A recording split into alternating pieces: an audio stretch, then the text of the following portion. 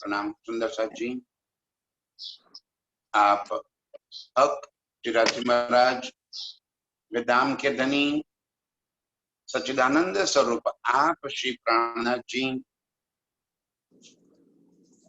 राज्य के वस्त्र आभूषण की शोभा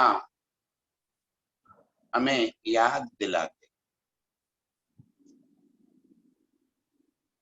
एक एक करके हमारी सुरता को वापिस अर्श की तरफ मोड़ना, यही एकमात्र लक्ष्य और यही उद्देश्य है। परमधाम के 25 पक्षों की परिक्रमा, उसके बाद रंग महल नवभौम 10वीं आकाश की परिक्रमा और पूरे अर्श में प्रीतम के साथ की हुई वो इश्क और आनंद की लीला। जी हमें ये सारे सुख याद दिलाते हुए हमारी सुरता को फिर परमधाम की ओर अपने मूल स्वरूप में मोड़ रहे हैं। ये सारी बातें जैसे जैसे हमारे दिल के अंदर आती जाएगी, मूल स्वरूप जो फरामोशी में अर्श में मूल मिलावे में बैठा है, उसके दिल के अंदर भी ये सारी स्मृतियां आती जाएगी। अब यहाँ राज्य के इजार, इजार माने पायजामा, उस इजार का वर्णन कर रहे हैं। अर्श में हर चीज नूरमयी है, एक नूर के सिवा और कोई चीज अर्श में है ही नहीं। अब इसी नजर से हमें ये सुख दिल में लेना।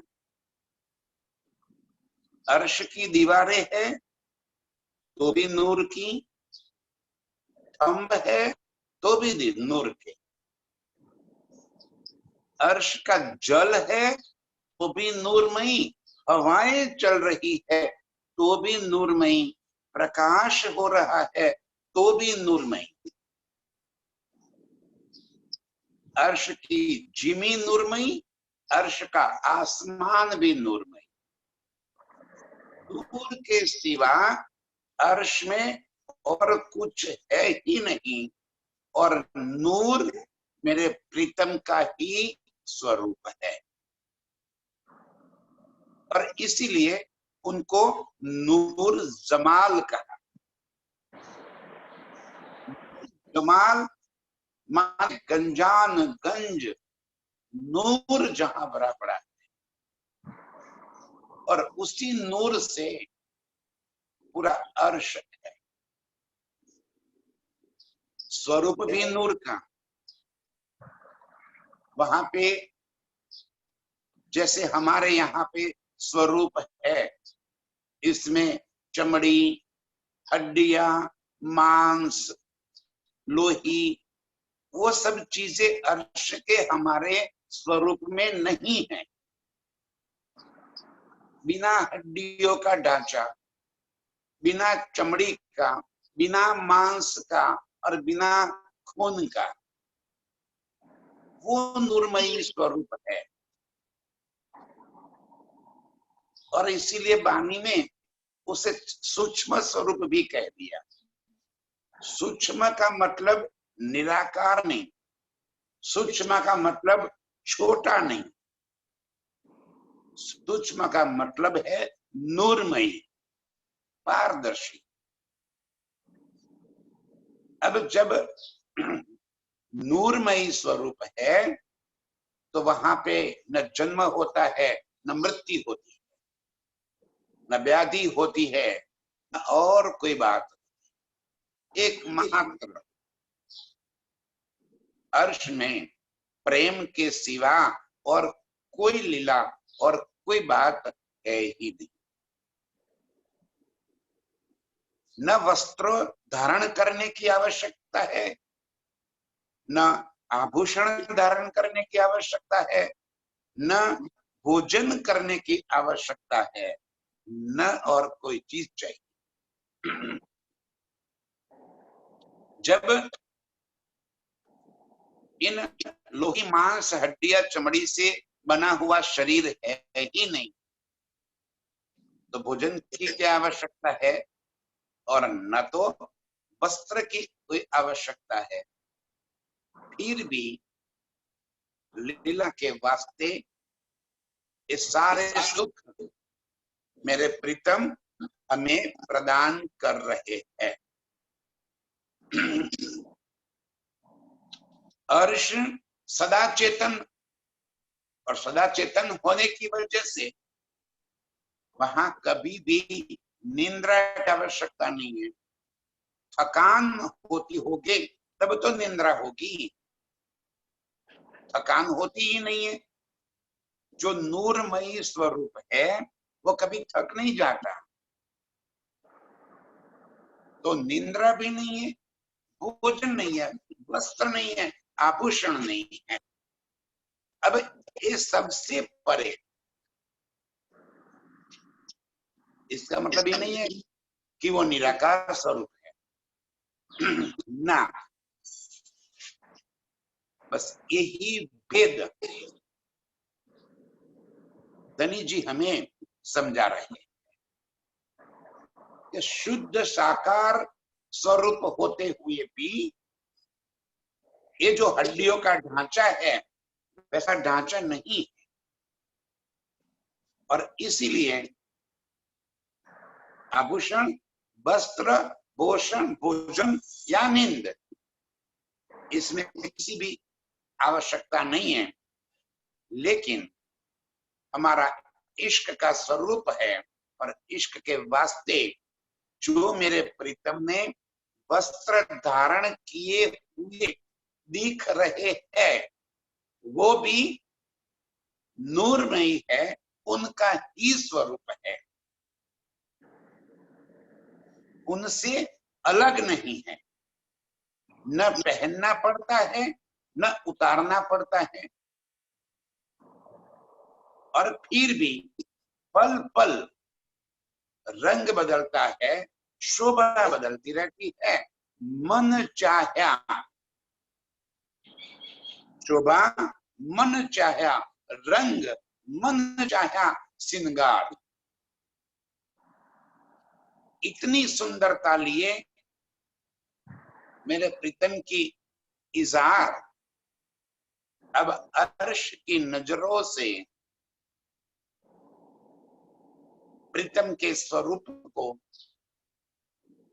इन पांच की असल इज़ार एक पांच की, पांच इसीलिए कहा कि वो हरे रंग का एक रत्न होता है, उसे पांच कहते हैं। अर्श में कोई रत्न है ही नहीं, सारा नूरमयी है, हर चीज नूर के गुण धारण किए हुए है, और नूर के गुण है कोमलता, सुंदरता, चेतनता, नरमाई, प्रकाशितता, ये सारे नूर के गुण है। इज़ार जो मेरे प्रीतम की अभी उनके अंग के ऊपर शोभायमान हो रही है, धनी जी कह रहे हैं कि वो हरे रंग की ऐसे चमकदार, फिर वही बात कह रहा हूं, पहनने की उतारने की वस्त्रों की आवश्यकता नहीं है। मेरी रूह चाहती है कि मेरे प्रीतम को मैं इस स्वरूप में देखूं, तो तुरंत वैसा ही स्वरूप सामने खड़ा हो जाता है। मेरे प्रीतम ने इस वास्ते हरे रंग की इज़ार धारण की हुई है, ऐसी शोभा उनके अंग की दिखाई दे रही है। असल इजार एक पांच की, एक ही रस सब एक, एक ही रस, पूरी इजार पांच की और एक ही रस का मतलब नूरमयी। जो स्वरूप मेरे प्रीतम का है उसी स्वरूप से बनी हुई वो इजार है, एक ही रस। अर्श में एक नूर के सिवा और कोई रस है ही नहीं।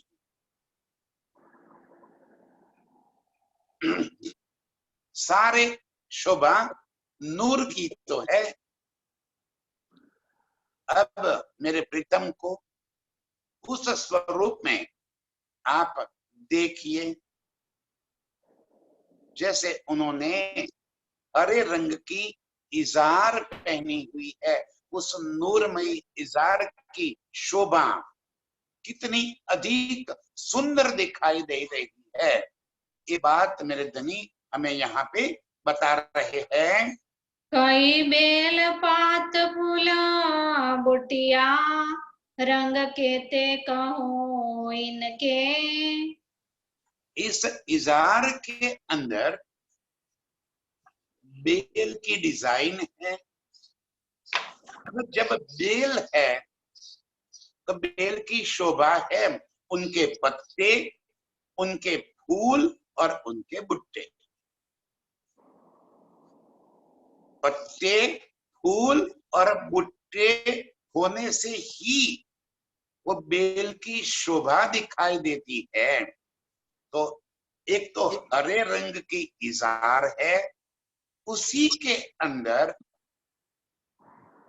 कई रंग की फूल और बुट्टे, इनके साथ साथ उसके पत्ते और बेल की डिजाइन ऐसी सुहाती है जैसे प्रीतम के अंग के ऊपर बेल ही लिपट गई होती,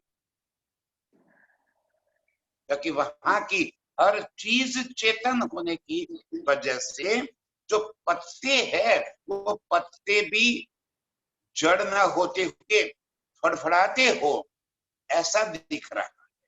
वो पुष्प भी खिले हुए हैं और उस पुष्प से सुगंधित हवाएं भी चल रही। इतनी सुंदर इजार और इजार के अंदर की ये बेल पत्ती, फूल और बुट्टे की शोभा और अधिक सुंदर दिखाई देती है। कई रंग के पुष्प है, उतने ही रंग के बुट्टे हैं और सारे ऐसे चमक रहे हैं जैसे किसी हीरे के हो, किसी नंग के बने हुए हो, इतनी चमकदारी। वैसी शोभा उस इजार की अति सुंदर शोभायमान हो रही है। बेल मोहरी झार की जानो यही बुखना सुंदर। बेल मोहरी इजार की, मोहरी होती है नीचे के जो भाग जहां से पैर अंदर डालते हैं, खुलापन, जहां मोहरी शब्द प्रयोग किया गया है। हम जैसे कहते हैं मोरी, जैसे कि कुर्ता पहना है तो कुर्ते के बाजू में जितनी खुलापन है उसे मोहरी कहा। इसी तरह पैर की तरफ जितना जो खुलापन है उसे मोहरी कहा। और इजार की जो मोहरी है उस मोहरी के ऊपर भी जैसे बेल की डिजाइन बनी हुई है और ऐसा लग रहा है कि जैसे वो बेल न होते हुए बेल के ही बने हुए आभूषण पहने। अर्श में सोना, चांदी, हीरा, मोती, माणिक, नीलवी, पांच, पुखराज, लसनिया, गोमातिक ऐसे कोई भी नंग नहीं है। न कोई नंग की आवश्यकता है। वहां हर चीज नूरमयी है और उस नूर की चमकार इतनी सुंदर है कि हमें ऐसा लग रहा है कि नंग चमक रहे, और उन नंगों के नाम भी इस खेल के अंदर बने हुए नंगों के वजह से हमें सुरता में आवे, समझ में आवे, इस वास्ते वो शब्द प्रयोग किया गया है। वास्तव में न तो अर्श है, अरे न तो हीरे है, न मोती है, न सोना है, न चांदी है, नूर नहीं, लेकिन उसकी चमक की वजह से उस नंगों का, रंग का, धातुओं का वर्णन किया हुआ है, ताकि हमारी सुरता में वो स्वरूप बस जाए। और जैसी शोभा हमारे दिल के अंदर बस जाएगी, वही शोभा परात्म के दिल में बसेगी और परात्म की नजरें खुल जाएगी। उसकी नजरों में वो सुख तुरंत ही आ जाएगा। इसीलिए कहते हैं कि इजार की मोहरी के ऊपर कई रंग के बेल, पत्ते, फूल और भुट्टे की डिजाइन, और वो भी ऐसे चमक रही है जैसे कि आभूषण पहने हुए। वहां पे चुन्नटें पड़ती है, तो चुन्नटों की वजह से ऐसा लग रहा है कि जैसे चूड़ियां है। इजार की मोहरी थोड़ी सी शॉर्ट होने की वजह से उसके ऊपर जो डिजाइन बनी है, तो ऐसा लग रहा है कि जैसे जांजरी, गुगरी उसी की बनी हुई है। ऐसी सुंदर शोभा इजार के मोहरी के ऊपर दिखाई दे रही है। अत्यंत शोभा सबसे यही है खूबतर, खूबतर, अधिक से अधिक। क्या कह रहे धनी कि हमारी नजर को एक बार अर्श में प्रीतम की इजार की तरफ जरा मोड़ के देख लो। अत्यंत शोभा जो कभी हिसाब में ना आवे, जो कभी शब्द में ना आ सके, वर्णन ना हो सके, इतनी सुंदरता, इतनी चमकार, इतनी नरमाई, इतनी कोमलता, और इजार भी चेतन, इजार के अंदर की डिजाइन भी चेतन, वो फूल भी चेतन। अब सोचिए कि कितनी सुंदरता उस इजार के अंदर दिखाई दे रही है। इजार बंद नंगा कई रंगा, कई बूटी कई नकाश, इजार बंद, जहां पे इजार बांधी जाती है, कमर, और इजार बंद कहा है नाड़े को। जिस नाड़े से इजार को कमर पे बांधा जाता है, वो नाड़ा भी जवेरों का, जैसे अनंत रंगों से बना हुआ, और उसके नीचे जो लटक रहे कुम्मक है, उस कुम्मक को तो जरा देखो, कितनी सुंदर शोभा उस कुम्मक की दिखाई दे रही है।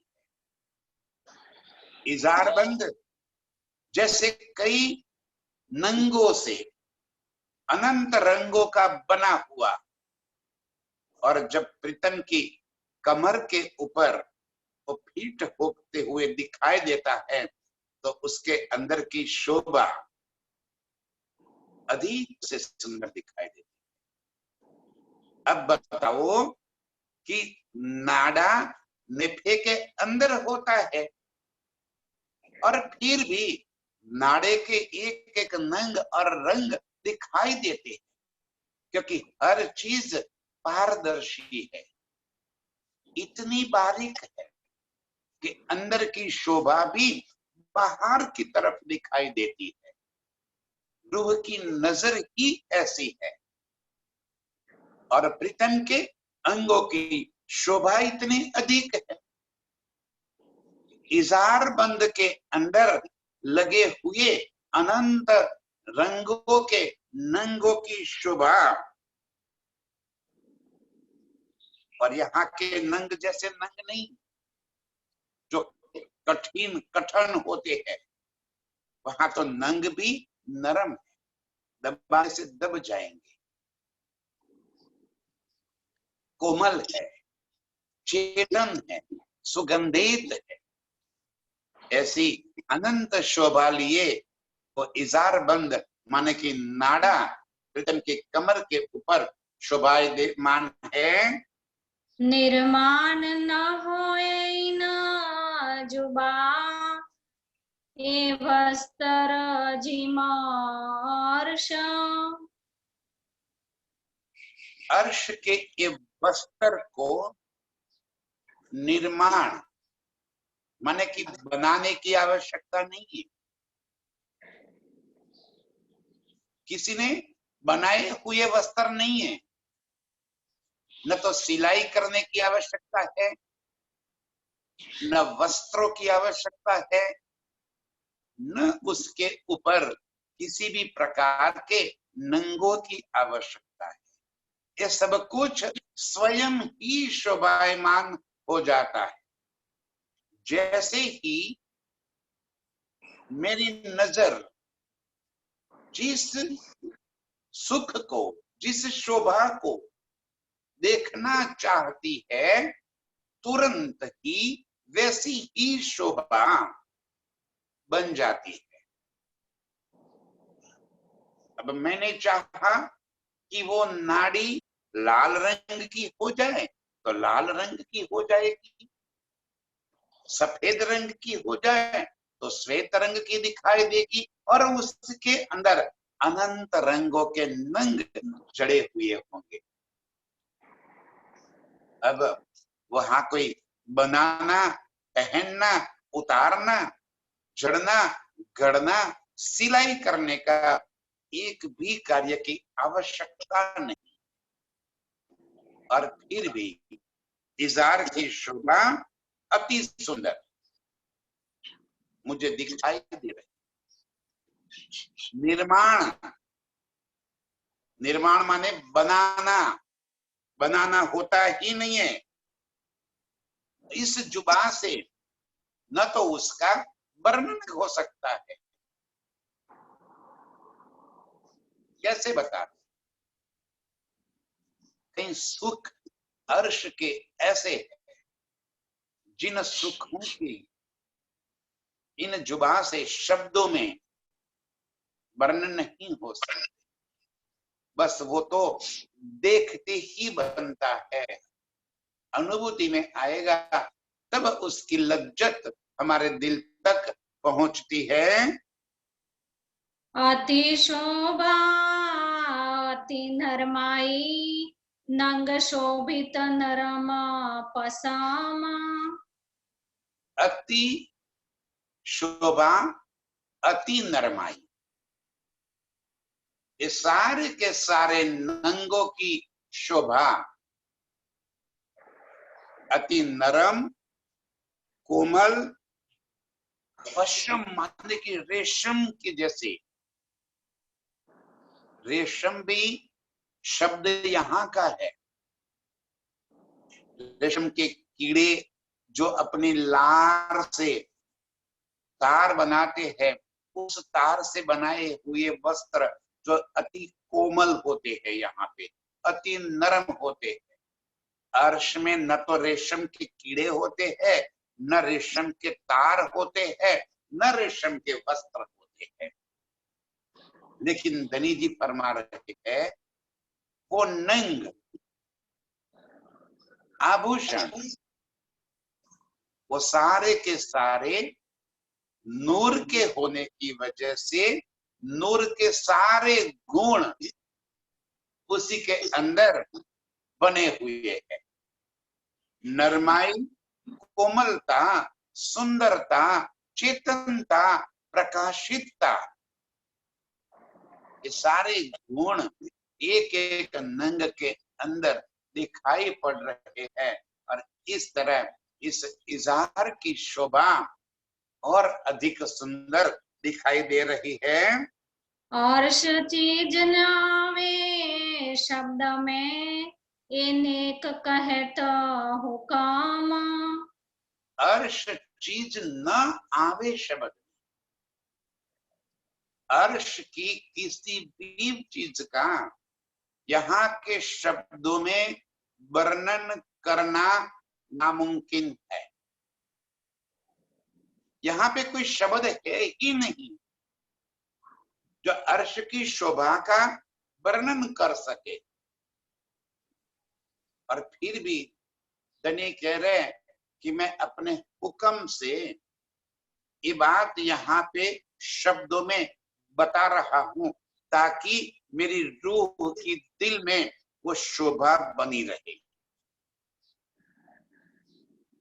सुरता को वापिस मोड़ना है। इस शब्द जगत में बिना शब्द के अनुभूति आवे तो आवे कैसे? और ये बात शब्दातीत है, शब्द से परे है। तो शब्द की परे की बात धनी जी कह रहे कि मैं शब्द में आपको बता रहा हूं, क्या करूं? ये नेक कहत हुक्म, धनी की इच्छा से इंद्रावती की आत्म कह रही है कि जो शब्द में न आने वाली बातें हैं वो बातें धनी के हुक्म से मैं यहाँ पे लिख रही हूँ। बाकी इज़ार का वर्णन करना, वस्त्र आभूषणों का वर्णन करना, अर्श के किसी भी चीज को इस संसार में बताना असंभव है। और उस असंभव को धनी के हुक्म से संभव हो रहा। आज प्रीतम के इन इज़ार के सुख हमारे दिल में बसेंगे। अब बताओ, इतनी बारीक है और पारदर्शी है, हाथ लगाएंगे तो ऐसा लगेगा नहीं कि कुछ पहना है, और फिर भी शोभा दिखाई दे रही है। बस यही खूबी है अर्श के वस्त्र आभूषण और हर चीज की। दिखाई तो दे रही है, लेकिन जब हम स्पर्श करेंगे तो वहां कुछ भी नहीं। नजरों में ऐसा लग रहा है कि इतनी अधिक सुंदर हरे रंग की पांच है, बेल बुट्टे पात फूल की शोभा भी दिखाई दे रही है, चमकदार है, रंग लगे हुए है, और जैसे हाथ लगाओगे कुछ नहीं। पारदर्शी है, प्रीतम के अंग भी अंदर से दिखाई दे रहे हैं। इतनी बारीक है, इतनी नरम है, और फिर भी कुछ नहीं। कि वो धनी जी हमें सुख देना चाहते हैं, वो सुख हम देख रहे हैं। बस ये बात दिल में धारण करेंगे, परातन की सुरता वापिस पहुंचेगी। इसीलिए इस शब्दातीत को शब्द में लेकर आए। धनी के हुक्म से ये सारी बातें शब्दों में आ गई। बेल पात फूल कई विध के, कई विध कांगरी। अब कहते हैं उस नजरों से देख लो, शब्दातीत को शब्दातीत की नजरों से देख लो, तो उसी इज़ार के ऊपर कई प्रकार की बेल, पत्ते, फूल, कई प्रकार के अनंत रंगों के, एक ही बेल के अंदर कई हजारों नंग के फूल खिले हुए हैं। और वो भी जड़ नहीं है। यदि आप तोड़ना चाहोगे तो आपके हाथ में फूल आ जाएगा, वहां की वहां शोभा वैसी की वैसी होगी, आपके हाथ में भी होगा, बालों में लगा लो। यही तो अर्श की खूबी है। वो फूल वहीं पे इजार में भी नजर आएगा, आपके बालों में भी नजर आएगा, और कोई एक रंग के नहीं, अनंत रंगों के फूल। एक ही बेल के ऊपर वैसे अनंत रंगों के फूल की शोभा, धनी जी कह रहे, दिखाई देती है। कई प्रकार की कांगरी जिसके ऊपर नंग लटक रहे हैं, नंग लटकते हुए जैसे हिलते हैं, वैसे ही मेरे दिल के अंदर तरंगे बढ़ आते हैं कि कैसे मैं मेरे प्रीतम को प्यार कर सकूं। ये शोभा ही हमारे दिल के अंदर प्रीतम के प्रति इश्क उपजावने के कारण है। ये सारा सुख धनी जी इसीलिए वर्णन कर रहे हैं ताकि हमारे दिल के अंदर इश्क उत्पन्न, प्रेम उत्पन्न हो जाए और हम इन सब चीजों को देख के प्रीतम की ओर अधिक आकर्षित होकर प्रीतम के साथ लपट जाए। इस सुख, इस वास्ते मेरे धनी हमें यहाँ दे रहे हैं।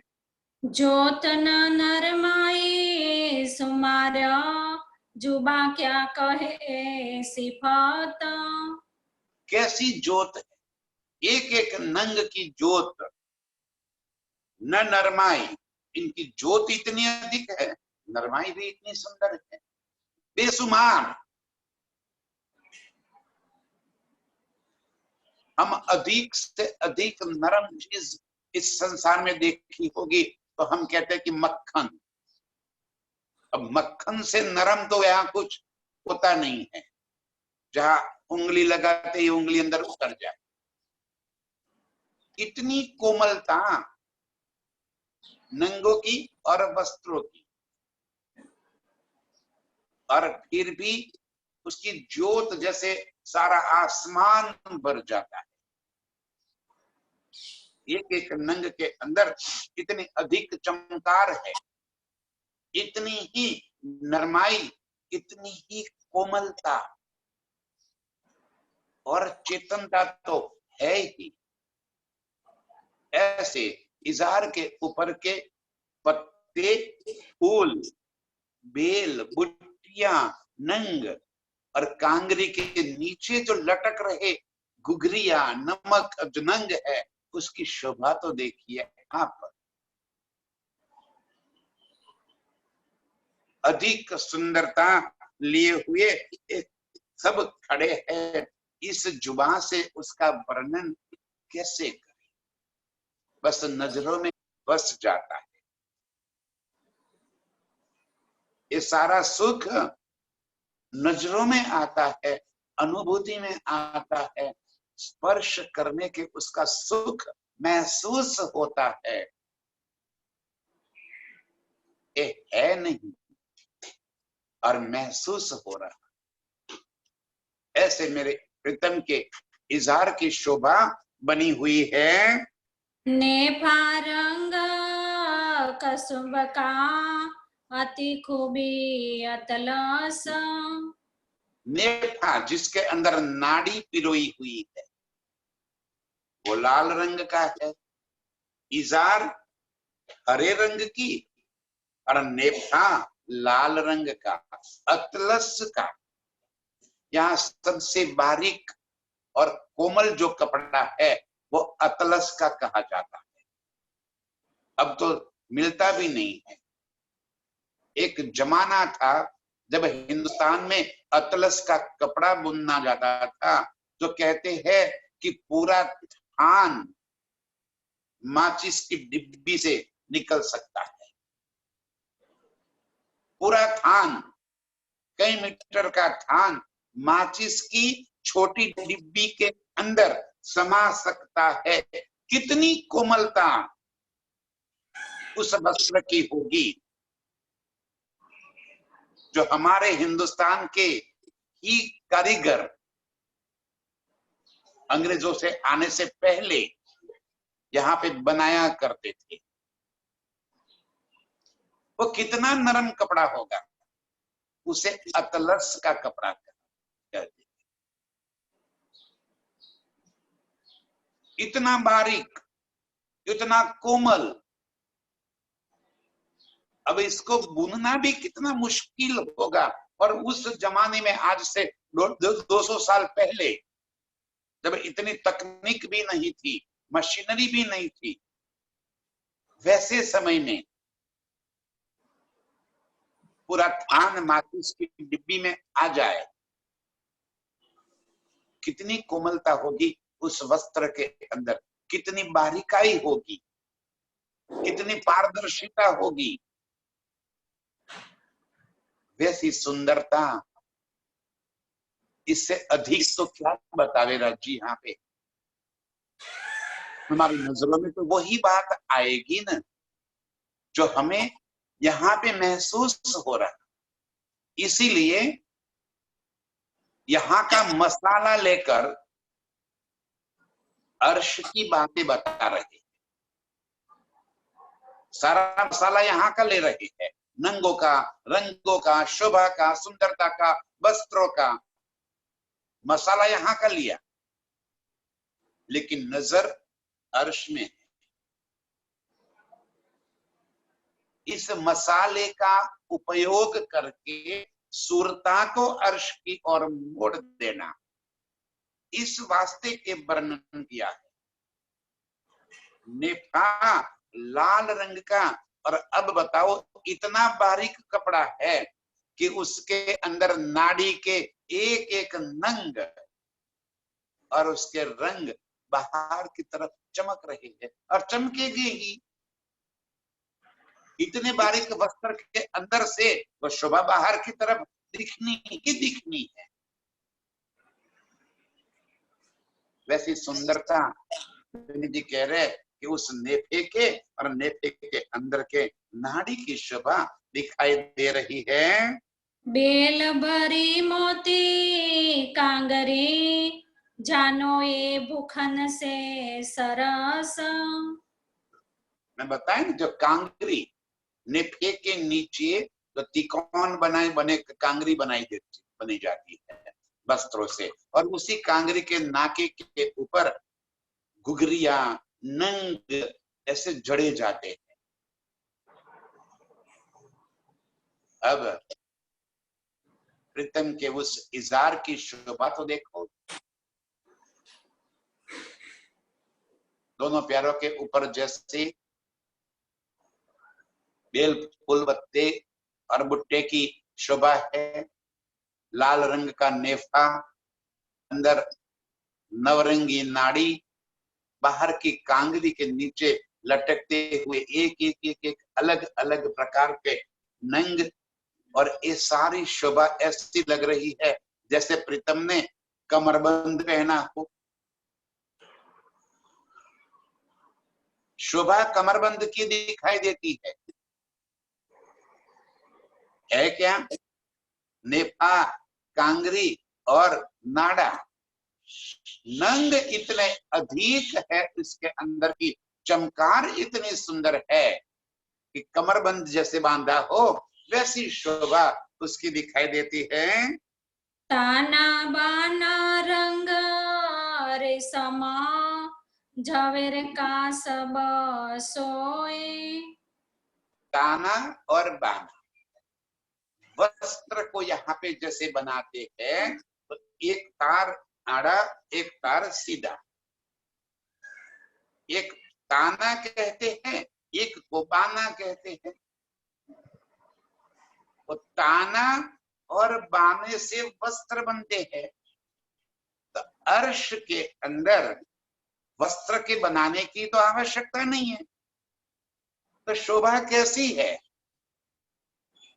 कि जैसे ताना बाना रंग रेशम, रेशम के बने हुए तार हो, और उस तार के बने हुए ये वस्त्र हो, और उसके अंदर भी जवेरों को, एक हीरे को लंबा करके उसका पतला तार निकाला, माणिक को पतला करके उसका तार, जबकि यहाँ पे हीरे का माणिक का तार नहीं निकलता।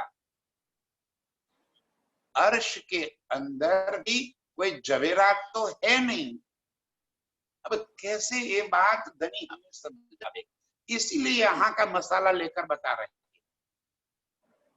उसकी चमक हीरे माणिक मोती जैसी है। हीरे मोती माणिक नहीं है, चमक शोभा ऐसी है। अब जो इजार का वस्त्र है उसके ताने और बाने जो तार है ऐसे चमक रहे हैं कि जैसे नंगों के वो तार निकालकर उसके ताना बना करके ये वस्त्र सीधे बने हुए। ये शोभा हो ही दिल में बसानी है। सुंदर सा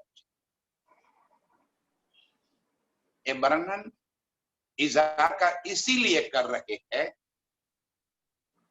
ताकि हमारे दिल के अंदर प्रीतम के इजार की वस्त्रों की शोभा और सुंदरता की एक प्रतीक दिल में बस जाए। ताना बाना रंग रेशम जवेर का सब सोए, जैसे जवेरों के बने हुए तार और उस तार से बुनी हुई वो इजार, जबकि वहां कोई बुनकर नहीं है जिसने बुनकर बना दिया हो, न कोई दर्जी है जिसने सिलाई करके दिया हो। वो अपने आप ऐसी शोभा दिखाई देती है जैसे जवेरों के ताने बाने हैं। बेल फूल बुट्टी तो कहो जो मिलाए समारे होए। क्या कहूं, धनी जी कह रहे हैं बेल बुट्टी पुष्प या पत्ते या और कोई नंग रंग तो कहूं कि जो बनाए हुए हो, नंग उसके ऊपर जड़े हुए हो, तो नंग जड़ने के लिए तो जवेरी चाहिए, उसका काम करने वाला चाहिए, वो नंगों को गढ़ने वाला कोई चाहिए। न कोई गढ़ने वाला है, न कोई जवेरी है, न कोई जवेरात है, और फिर भी वो शोभा ही ऐसे अपने आप स्वतः ऐसी सुंदर बनी हुई है कि ऐसा लग रहा है कि प्रीतम के इस इजार की शोभा कई रंगों से, कई नंगों से, फूल पात बुट्टे और बेल से अति सुंदर, अति चमकार लिए, अति नरमाई से और हर चीज की सुगंध लिए हुए जैसे मिलाए समारे हुए दिखाई ऐसा देता है कि मिलाए हुए हो और बनाए हुए हो। न तो मिलाए हैं, न बनाए हैं, न जड़े हैं, न सिलाई किए हैं, न बने हैं, न पहने हैं, न उतारने हैं, और फिर भी अति सुंदर वस्त्र, अति सुंदर इजार की शोभा हम देख रहे हैं। ये देखना ही हमारी सुरता को अर्श की ओर वापिस मोड़ना है। चितवन में ये सारे सुख मेरे प्रीतम हमें दे रहे हैं। इनके हुक्म से ही ये शोभा दिखाई देती है ताकि हमारी सुरता अर्श की तरफ मुड़ जाए और मूल मिलावे में बैठी परात्म अपनी आंख खोलकर प्रीतम को निहारने लग जाए। ये शोभा हमारे दिल में आते ही परात्म के नयन खुल जाते हैं। खुले ही है, बंद नहीं है, खुल जाते हैं, मतलब कि ये शोभा देखने लगते हैं। अभी वो इस खेल की ओर देख रहे हैं और ये शोभा दिल में बनाते ही उनकी नजरों में ये शोभा दिखाई देती है और प्रीतम के स्वरूप को, प्रीतम के इजार को मेरी रूह तुरंत ही देखना शुरू कर देती है। ये शोभा मेरे प्रीतम के इजार की है। उसे यहाँ शब्दों में वर्णन करके प्रीतम बता रहे हैं, जो शब्दातीत है। इसका सुख दिल में लेना है, उसकी शोभा को हमें दिल में बसाना है।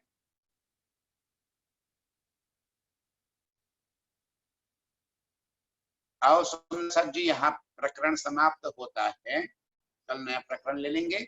लेकिन चितवन में मेरे धनी हमें हमारी सुरता को परमधाम की ओर मुड़ रहे हैं। फिर बार बार वाणी में उन्होंने यही बात कही है कि न वस्त्र, न भूखंड, न कोई स्थूल चीज अर्श में है, न इसकी आवश्यकता है। श्रृंगार यहाँ पे तो इसीलिए करना पड़ता है कि हमारी सुंदरता और अधिक निखर उठे। श्रृंगार क्यों करते हैं हम? गले में माला क्यों डालेंगे? ताकि और अधिक सुंदर दिखाई देते हम। हाथ में पहुंची पहनेंगे, घड़ी पहनेंगे, और कोई चीज पहनेंगे, चूड़िया पहनेंगे, बाजूबंद बनाएंगे, क्यों? ये आभूषणों से सुंदरता हमारी और अधिक खिल उठे। अर्श में जो स्वरूप है हमारा, वो स्वतः ही इतना अधिक सुंदर है कि उसको और किसी भी बाह्य चीज से अधिक सुंदर नहीं बनाया जाता। वो स्वयं ही सुंदरता का भंडार है।